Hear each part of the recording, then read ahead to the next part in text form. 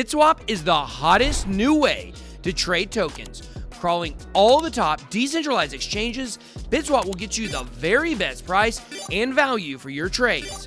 BitSwap is changing the game. Try it now at bitswapdex.com. Welcome to Rice TVX. On today's episode of Rice Rewind, I am re-releasing my interview with Jeff Berwick, the Dollar Vigilante. This was originally recorded on October the 4th, 2019, and I am trying to get the reclusive Berwick back on the show. Before we get into it, make sure you visit ricecrypto.crypto and sign up for my mailing list so you never miss an update or new Rice TVX content. Plus, you can find my social media links, contact information, get Rice TVX merch coming soon via the shop, and more. If this is your first time ever watching any of my videos, check out and explore my channels. Make sure you subscribe to Rice TVX and Rice TVX2, both can be found on YouTube, and hit the notification bell to get alerted to new videos. Also, you can follow me on Odyssey and Library, where I have my full catalog of videos plus extra content. And you can also find Rice TVX on BitChute. If you want to support Rice TVX and what I do directly, I have my PayPal, Cash App, plus my cryptocurrency addresses via my Cointree link below in the video description. You can also join my Patreon channel, where you will get early access to some of my videos, exclusive content, and more, with 4 different levels of membership, all offering something different. If you are looking to purchase and invest in precious metals, gold and silver are both good safe haven assets to hedge against the financial collapse we are experiencing. Check out Money Metals Exchange. I partnered up with them and you can get a free half ounce of silver. Visit moneymetals.com, be a first time buyer, purchase a minimum of $100, and use the promo code RICE. You get a free half ounce of silver, and it's another way to support the channel.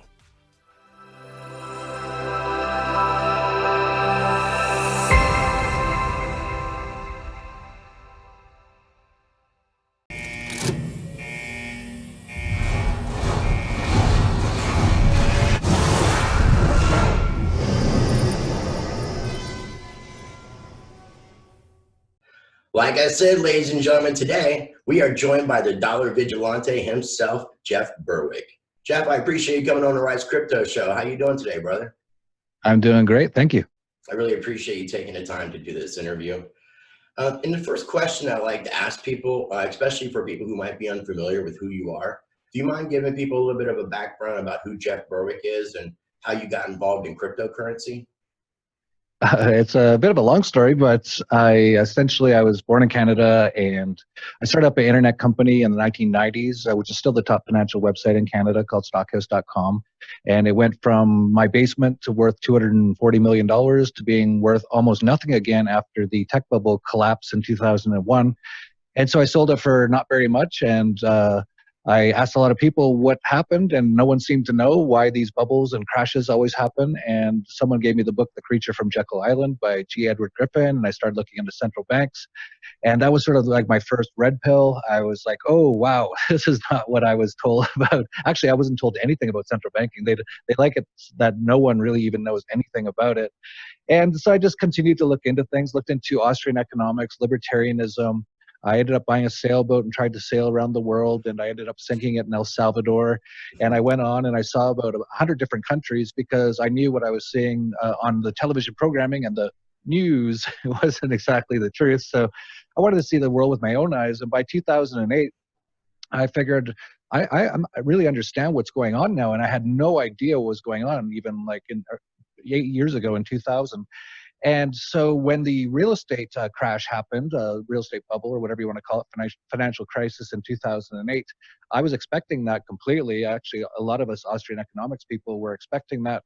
And after that, I said, okay, I understand what's going on here. And most people have no idea. So I wanted to do something to let people know. So I started the Dollar Vigilante in 2010 with the tagline, surviving and prospering during and after the dollar collapse. And I said, by the end of this decade, these things will probably be in collapse. And we're very close to it right now. We're actually literally on the precipice, in my opinion, right now. So that's kind of how I got into it. And the interesting thing was, when I started the Dollar Vigilante in 2010, a lot of people said, well, you're talking about the dollar is going to collapse in the next decade or so.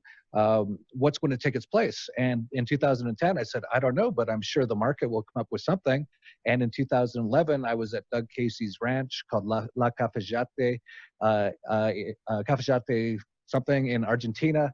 And Trace Mayer was there, and he said, have you heard about Bitcoin? I said, no, what is it? And he told me about it, and he gave me my first Bitcoin, and then I started researching it, and within a few weeks, I said, oh my God, the market's already come up with an answer. And interestingly enough, Bitcoin was basically launched in 2009 as kind of a response to the 2008 crisis.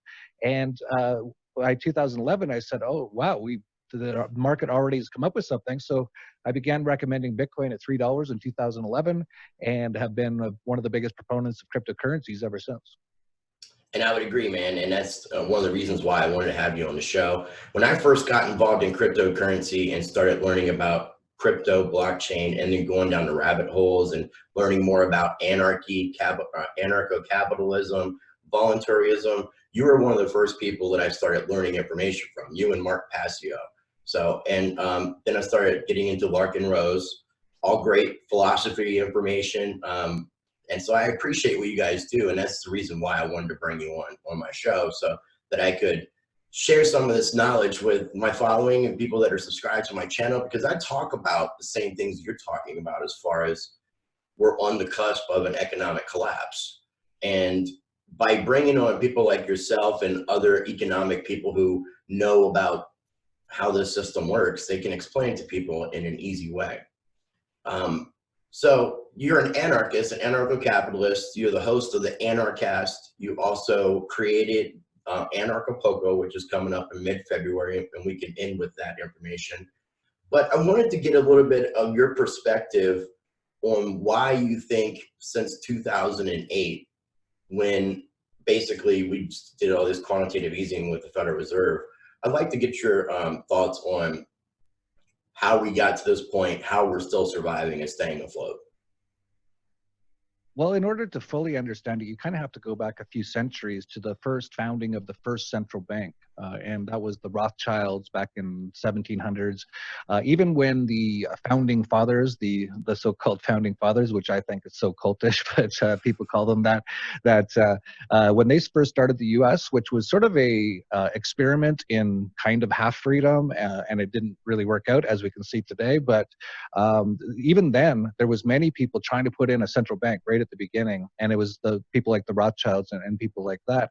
And they kind of fought it off for a while, but they actually had a couple. There was actually two central banks before the Federal Reserve, and the founding fathers and people at that time were like, if you allow this, this is going to destroy the country. And they actually got rid of it a couple times. So they did a decent job of, even though some very evil people pushed it through, they got rid of it. And then by 1913, they really came up with a big plan. And this is where that book, The Creature from Jekyll Island, really comes in, because it talks about how they were planning this. It was all very subterfuge. They actually went on a train to Jekyll Island, all under like fake names. They didn't want anyone to know they were all collaborating and conspiring to do this central bank. And then they basically essentially paid off or somehow got, I think it was the president at the time was Woodrow Wilson, to allow it to go through on December 23rd of 1913. Basically, Congress there was hardly anyone there. It was like a Christmas sort of break, and they pushed it through. And actually, Woodrow Wilson, after he wasn't president anymore, he wrote that he had let the country be sold out to the bankers. So that was the beginning in 1913. And of course, the central bank said, well, the reason you need a central bank, and it's all lies and propaganda, it's all Keynesian and communist lies, but they said, the reason you need it is because we will make it so there won't be any booms and crashes anymore. And all it's been since then, of course, because it is all caused by the central banks, is booms and crashes. And the very first one was, of course, the Great Depression, 1929. They pumped up the money supply all on purpose, caused this huge stock market boom. Everyone got into the stock market, and then they rescinded the money supply and they sold before everyone else. And then they bought it all back at pennies on the dollar afterwards. And this is what they've been doing now for a century. This is how it all works. So they went through that, and there's been numerous bubbles, and then we eventually got to the point in 1971 where there was still some backing of the dollar to gold. And the U.S. was essentially bankrupt again through wars. The Vietnam War, which was just a terrorist attack, killing who knows how many hundreds of thousands, I think, or maybe even millions of babies and women and all kinds of stuff in Vietnam and Cambodia and all that, along with Henry Kissinger, who's still around. But they were basically bankrupt at that time. And President Nixon, don't call me a crook or whatever he used to say. He on August 15th, 1971, he came out and he said, we're temporarily rescinding the gold backing from the dollar. Temporarily, he said. And actually, it is kind of going to be temporary in one form or another, but we're still in it. And that was the first time, actually, that the U.S. government was completely unhinged or uncontrolled by any sort of gold backing on the dollar, so they could then go into as much debt as they wanted. And because the U.S. dollar at that time, because of the Bretton Woods Accord, which happened because of World War II, which was all planned and staged by the central banks, when they took away the gold backing away from the dollar was basically essentially the thing that every other currency in the world was backing itself by. So when the dollar didn't have gold backing anymore, all of a sudden every currency in the world, except for a couple, the Swiss franc and a few others, didn't go on the system. And so all of a sudden every currency in the world had no backing by any, definitely not by precious metals and by nothing really. So then we saw that huge inflationary period in the 1970s, and it was Paul Volcker of the Fed who came in around 1980 and said, basically, if we don't stop this inflation, the currency is going to go to zero. And he's right. And what they did was they allowed the interest rate to go to its natural market level. The Federal Reserve stopped manipulating the interest rate, and it actually went up to about almost 20%. And that actually stopped the inflation, and there was less money printing and that sort of a thing. So they got through that, and then through the 80s, then into the 90s, then we had the tech bubble, which is all caused by money printing with Alan Greenspan with his whole Y2K hoax. And then we get to 2008 with the financial crisis. And 2008 really could have been the end of this system. There was so much government. It should have been, really. At the very least, they had to at least do what Volcker did if they wanted to keep the system alive, which is just let the interest rate go to its natural level, which probably would have been 30 or 40% at that time. It would have bankrupted so many people, but it would have actually kind of saved the system. But instead, what they did, because there's so much government debt at that time, and actually back in 2008, the total U.S. government debt was only about 8 trillion. I say only, but it was only 8 trillion when Barack drone bomber became president. It's now 22 trillion. It's almost tripled in the last 11 years. And what I think they decided, and this is what I thought as well, when they first went to basically 0% interest rates in 2008 and began quantitative easing for the first time ever, I said they will never be able to raise interest rates ever again because there's so much debt now. The U.S. government had so much debt, and back then it was $8 trillion. It's now tripled. And that's what they've done. So across the world, they've just basically gone into a hyperinflationary policy of printing as much money as it takes to keep the system alive for as long as they can, which will eventually end up in a hyperinflation. And that's where we're very close to right now, because once again, they say that the market's done very well since 2008. It actually hasn't. It's just been money printing. And you look at people like Donald Trump, and he talks about, oh, the economy is doing great. They've printed up trillions of dollars in the last couple of years. So it looks like it's doing good, but it's actually not. And this is actually one of the real dangers of inflation, is it really confuses people. And so we're in a situation where the debt is so high. So you look at 22 trillion. If the interest rate were to go to 10%, that'd be $2 trillion per year in interest payments alone, which is almost the entire extortion tax base of the U.S. The IRS only brings in about 3 or 4 trillion, I believe, extorting tax slaves in the U.S. every year. So you'd see pretty much all of the money stolen from people just go to pay interest on the debt at this point. So they say the market's been doing really good. It hasn't. And all of a sudden now they're like, well, we better start printing a lot more money. So they're going into QE4 now. This just happened the last few weeks. They've gone into the repo market. So overnight with the banks and their settlement systems, the banks are actually so leveraged, and they basically have no cash. So the Fed has had to go in and actually lend hundreds of billions of dollars overnight to the banks. And that's the first time this has happened since 2008. So Yeah, we are at the very almost end of this system. This could happen any day now. yeah, and I totally agree. And that's one of the reasons why I wanted to have you on the show, because I mean, we're right on the same page with everything that you're saying. I totally agree with. And the book Creature Jekyll Island's on my bookshelf right here. I have it as well. It's a great book. I encourage people to read it. The only things I'll add in that you kind of missed, but you did a great job explaining, I know you're trying to keep it short, was in 1933 when the United States government forced the citizens to sell their gold, and then at $20 an ounce, and then once they received all their gold, jacked the price up to $35 and made it illegal up until I think 74 or 75, when people in the United States could then buy gold again. So, and then when the Federal Reserve was created at the same time period, right after the IRS was created and taxation of labor, and Ronald Reagan was even quoted saying that all of our taxes are basically going to pay interest to the Federal Reserve.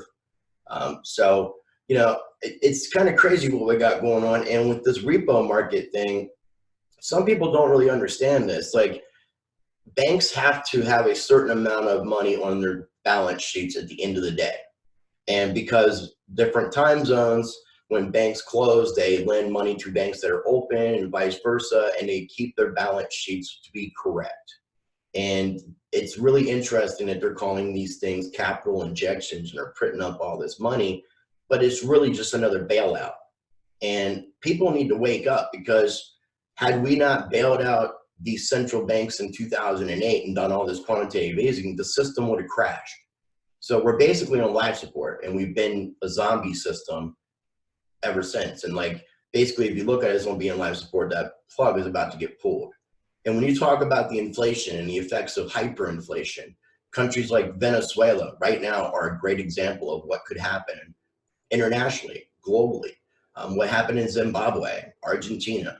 So, I mean, these are things that I want to wake people up to and try to educate people, because like you say about the public school systems, the indoctrination camps, they're just programming and conditioning us to know what they want us to know.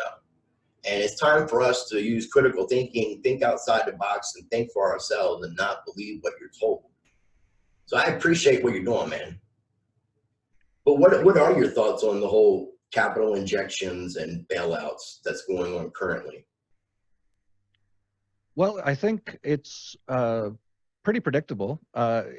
In actual fact, the Federal Reserve has actually slowed down its money printing in the last few years. So most people don't even know what inflation is. Inflation is just an increase in the money supply. When prices go up because of inflation, that's a symptom of inflation, but that's not actually inflation. Again, they don't want anyone to know this. And I think it was John Maynard Keynes who said in the 1930s, not one man in a million understands inflation. And that's pretty true. I think today it's probably a little bit lower, like maybe 1 in 100,000 because of the internet and because of things like what we've been talking about. So people are starting to wake up, but it's really, you know, this is at a point where that you really just can't, you know, it's out of control. But they've actually slowed down the money supply. So it's a very complicated, actually. I know. I'm not even an expert on all the numbers and how the banks do all their settlements and all that kind of stuff. That's why I work with Ed Bugos at the Dollar Vigilante. If you want to look at spreadsheets, and you know that crazy guy who goes up against the wall in that meme, that's Ed with all the numbers and stuff. But really, like, to explain it as simply as possible, which is basically my understanding, because it is very complicated, that when they slowed down the increase of the money supply in the last couple of years, that basically, because everyone is so leveraged, the banks are really actually becoming very illiquid right now. And that's why they've had to go into the repo market. And this is what happens at basically the end of every sort of cycle that the central banks cause. And this is called the Austrian business cycle theory. Like I said, the central banks think, well, they say that they're helping the economy by manipulating interest rates and by counterfeiting money, by printing up more money. It's ludicrous, and it's a total scam. It's a complete and total scam. There's nothing good about it. In fact, central banking is a tenet of communism. It's central planning of the monetary system. So, they're printing up all this money, and uh, they've actually started to slow it down. And this is probably by design, in my opinion, because they do this all the time. This is what they always do. This is what they did in 1929. They print up a lot of money, then they slow it down. The people at the very, very top, and I'm not talking about Ben Bernanke or Janet Yellen or Powell. These guys are puppets. They're teleprompter readers. They've gone to their 8 years of government indoctrination camps after the 12 years of government indoctrination camps, and they've memorized all the Keynesian stuff, but they have no idea. These are actually completely clueless people. But at the very top, I think they know what they're doing. And I think what they're doing again is rescinding the money supply, which they know is going to cause a crisis. And what they'll probably try to do again is print up trillions. It'll have to probably be in the tens of trillions this time. Last time it was around, I believe, 4 trillion. It'll probably have to be about 15 or 20 trillion this time, which will basically cause hyperinflation at this point. So that's where we're at. And if you look at it, they're already doing quantitative easing 4. And that's why they've already started to go into negative interest rates almost worldwide now. In fact, the IMF, I believe, came out with a working paper on the necessity of negative interest rates earlier this year. And we've seen there's now trillions of dollars of government debt that are actually in negative interest rates, which I didn't even think was possible. And that's the only way they can keep the system alive at this point. And even look at Trump now, he's talking about we should go to 0 or negative interest rates. That actually is the only way just to keep the system alive for a couple years longer. But what it'll actually cause is hyperinflation. And you brought up Venezuela, Zimbabwe. I visited these places both in the last few years just to see what it's like. I've been to Argentina numerous times. They hyperinflate about every 10 years. It's like a national sport in Argentina. It causes massive amounts of destruction. Not necessarily like Mad Max situation, but a lot of people get wiped out. Usually the lower class and the middle class get wiped out. The people who have a lot of assets actually do okay, because if you look at the Argentine stock exchange, it's up about 1,000% or even 10,000% or something crazy in the last 10 years in terms of the Argentine peso. In real terms, it's probably about flat. But it just goes to show that the people who have assets actually do okay because those assets will rise. So we could see the Dow go to 100,000 easily in the next year or two. But it doesn't mean everyone who owns stocks is going to be rich, because a Big Mac at the time will cost $30 or $50 or $1,000. Who knows? Once hyperinflation starts, it goes really fast. Just ask the people in Zimbabwe or Venezuela how fast this can happen. Yeah, and I've seen how fast it can happen. That's why I try to, that's why I put out the kind of content that I put out and try to warn people, wake people up, and try to get them to start thinking about what's happening. Because if they don't, then they're not prepared. It's not going to be good. Because with Venezuela, they're experiencing 85% poverty, which is absolutely insane to think about that. And the other thing that I wanted to bring up is the inverted yield curve, because every time we've seen an inverted yield curve, which I think 9 times since 1960, it's signaled a recession. And we've seen this happen. And what they're trying to do with the quantitative easing 4 and the repo markets, they're trying to level that out. And some people don't understand what the inverted yield curve is, but people invest in the United States government with treasury bonds, and they are like different years for the bonds and different interest yield amount that they'll receive when the bonds expire. And in this case, a 2-year, a 10-year, and a 20-year is what people are looking at. And a 2-year should yield less than a 10-year, and a 10-year should yield less than a 20-year. But with an inverted yield curve, you're actually seeing people being able to get more interest off a 2-year versus a 10-year, where they're right about the same. And it's not supposed to be that way. So this is just one more signal that's showing us that this is coming. And usually this is within like 12 months. So I'm going to say roughly, without them trying to print up a whole lot more, I don't really see this lasting too much longer. And I see your prediction of the crash of the US dollar happening before the end of the century. Century? Maybe the end of next year is what I'm saying. Oh, okay. Yeah, end of the decade. Yeah. Decade. Sorry. I was like, no, we definitely don't have 90 years left here. Yeah, I meant to say decade. Sorry. Thanks for the correction. Yeah, so no, you're right. And so that's just another very big indicator. The inverted yield curve is pretty much almost right. In almost every time there's about to be a recession, which you could call what happened in 2008 a recession. Every single 2001 they call a recession. They called it But the 2008 thing in my business, going to school for business. They called it the Great Recession. That's what they yeah, termed it. yeah, and it would have been a depression time. They would have called it the greatest depression ever if they would have allowed it to actually go through. But what they did was they printed up more money and put us into an area now where they just can't. There's no other options but just to keep printing until the currencies are all worthless. And the inverted yield curve is it's pretty amazing how it's like one of the most sure sort of indicators that there's going to be a major problem coming up very soon in the economy. And this happened just in the last few months, and hardly anyone, CNBC, anybody, they don't really talk about it very much. If they do, they'll bring on someone who will go, well, it doesn't really mean too much.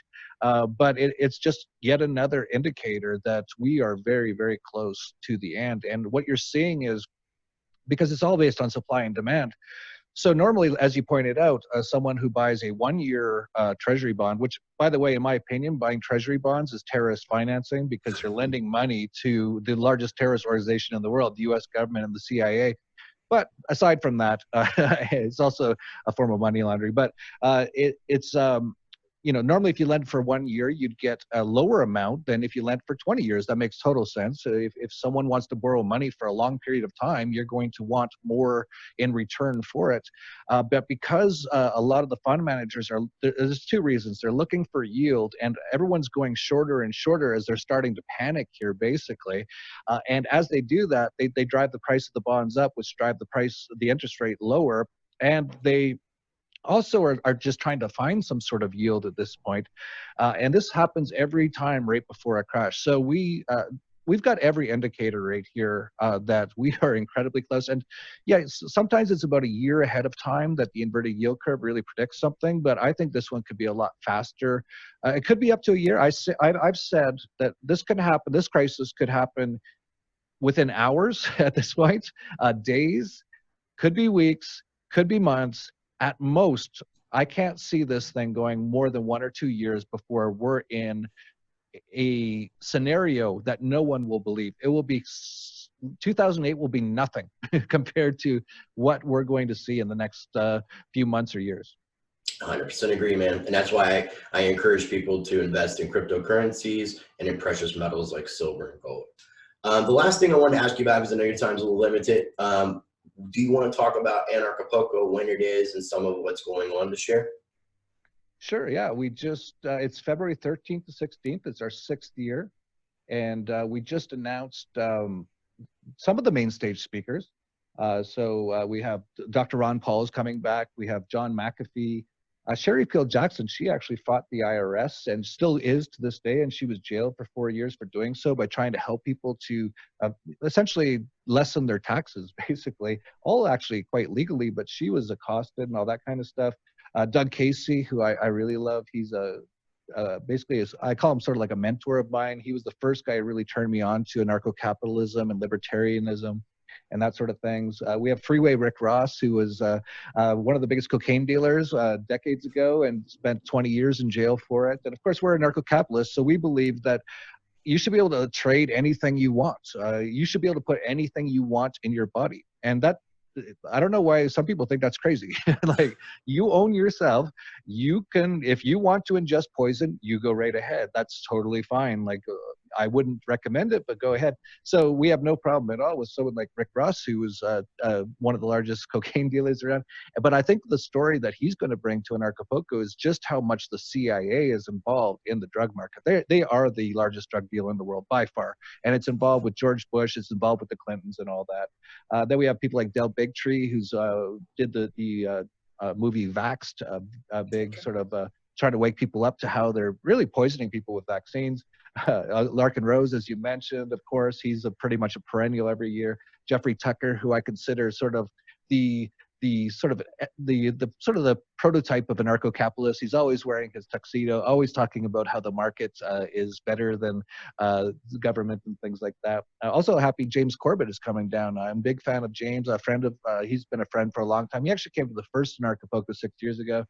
I could go on and on. There's so many great people. We haven't even announced the top speaker yet because it's a very, very big person, and we just have not announced it yet. We'll be announcing that. We haven't announced any of the CryptoPoco speakers, but that should be in the next few days. And it's a lot of the biggest names in crypto. So if you're into crypto, you should definitely be coming down. I think you've been there before. No, I haven't, man. But Okay. I talked to you in Philadelphia, and you told me I could come out this year, and I'm planning on being at Anarchapulco and for the CryptoPoco as well.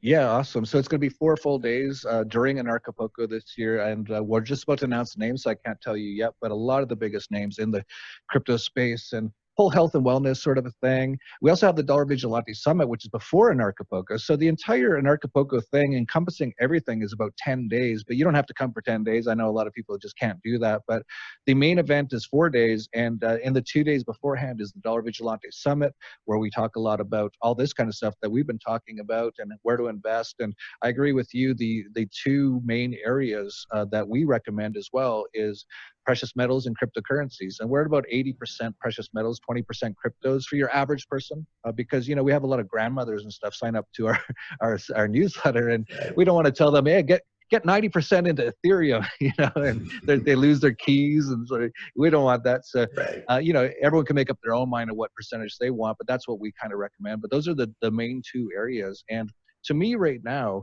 it's a whole other story. Crypto is a crazy space, and if you can't handle volatility, then don't get into crypto. But the sure thing, like I've never seen anything more sure in my life than silver right now. Silver is a sure thing. It cannot go hardly any lower, so there's no risk, and it could go up hundreds of percent, I think even 1,000% in the next couple of years. It all depends on how the hyperinflation all works out and all that. So those are definitely the main areas. So if you can't handle the crypto volatility, definitely just look at precious metals. And if you can handle some volatility, crypto's got some huge potential, but it's not going to be easy. This space is a complete chaos and war. Like there's blockchain wars going on. It's actually a real microcosm of anarcho-capitalism, and it's actually great. But it is not for people who can't handle.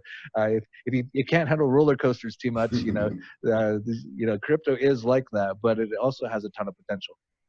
I totally agree, man. And I'm going to have links down below so people can check out the Anarchapulco website, your website for Dollar Vigilante, the Dollar Vigilante YouTube channel, and the Anarchast YouTube channel as well.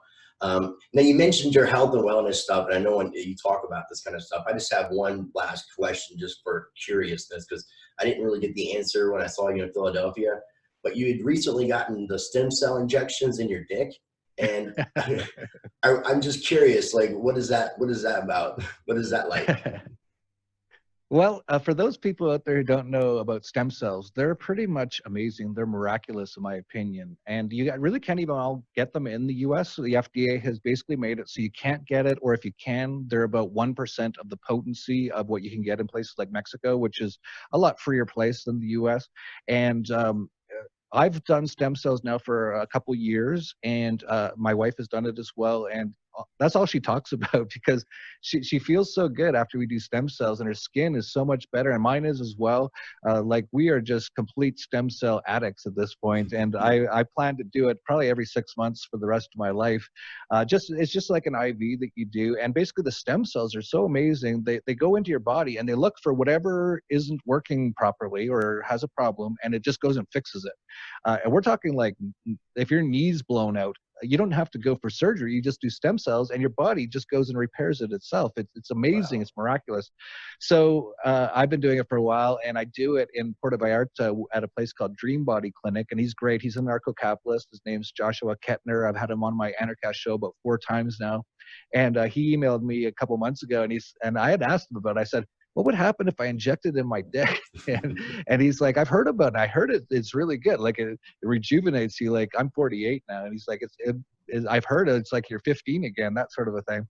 And So I did it about a month ago or 2 months ago, and I have to say, it's my wife is incredibly happy with it, and I'm happy too. I feel like in every way I feel amazing, and it's not just the stem cells. I do a lot of other things, and if you're into any of this health stuff, check out my Anarcast channel. The last 5 videos have all been on health stuff, because I've been discovering there's so many things out there that are so amazing that you will never hear from your doctors. In fact, if you have something like cancer and you go to the doctor, he's going to radiate your entire body, make you incredibly sick, and you're probably never going to be really well ever again, because you've just been radiated massively. You've been basically poisoned.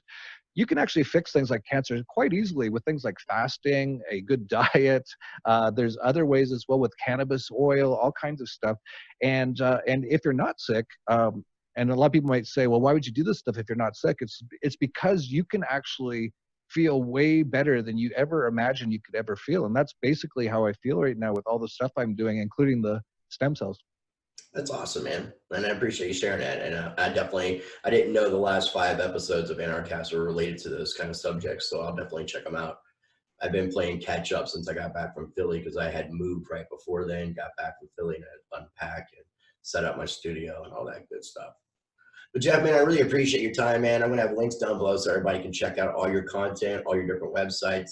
And ladies and gentlemen, if this is your first time checking out any of my content, I do encourage you to explore my channel. And if you like what I'm doing, you can support me by subscribing, hitting that like button, commenting, and sharing. And as always, I encourage everyone to be the change by practicing change. And I love you all.